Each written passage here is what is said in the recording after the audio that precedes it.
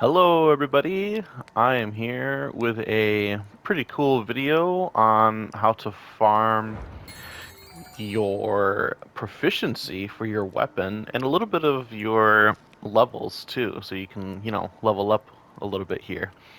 Now this whole thing takes about 3 minutes and you get, I think it was 1,000, no, more than that of XP, about 500 weapon proficiency experience, which is not bad.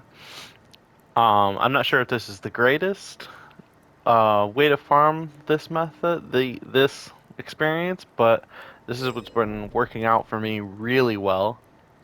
And I am on the Slay the Demi-Human Monsters quest.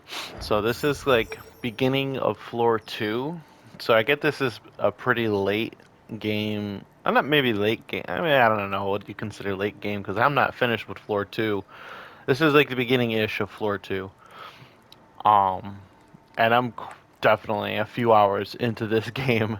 So once you get to this little checkpoint here, you're gonna run up to the boss right here.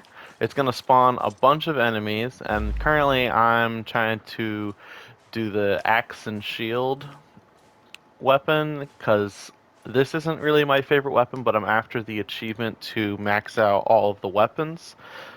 And you could also just use this on your main weapon to get proficiency in that, and it would work out really well.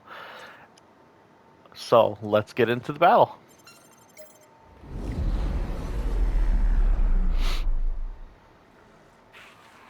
And we're just gonna skip this.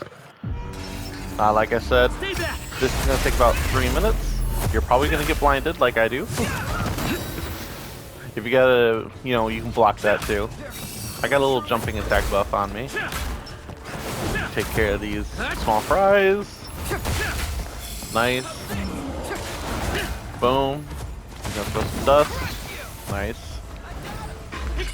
Boom! Boom, boom, boom. Alright. We got another elite. This is pretty much elite farming is what it is. You're not really getting materials unless you kill the final boss, which you can. Alright, so here's the final boss. We got the Shrooming Queen. Let's do some AoE. Good hit. Oh, I have no stamina. I made sure to put a lot into HP because I get, even though I have a shield, I get hit a lot.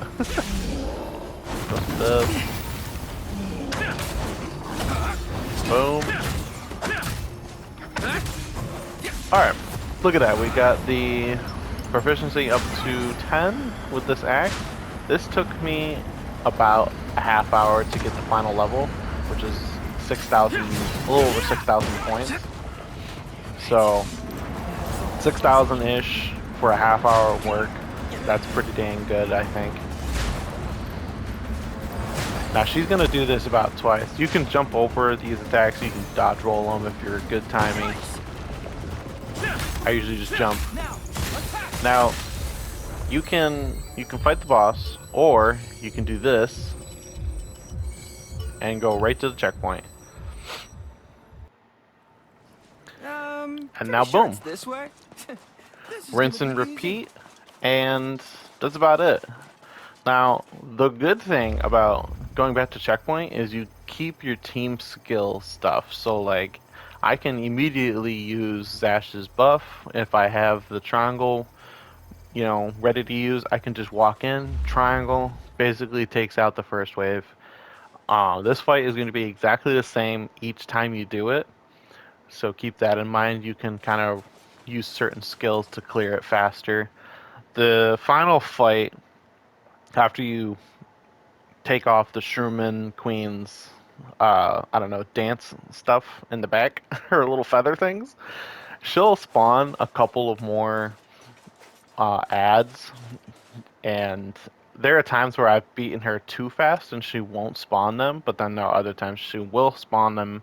It's like It's easy. It's faster, I think, if you just go back to checkpoint. But if you're farming experience more than proficiency, it would be a good idea to kill the boss because she'll give you a lot of experience, less proficiency, but more experience. So you'll get a ton of experience off beating her, completing the quest, that kind of thing. Plus, you'll get the the items from beating her too. You can I've gotten some purples from her, which I didn't even know were a thing, which is really cool. So, anyways, that is the end of the video. I hope you guys found this informative and you know, if this is if there's another way that you farm proficiency or experience, let me know because I am really enjoying the game and that would be really awesome to see what you guys are doing. So, I'm gonna get up out of here. Have a good day. Peace.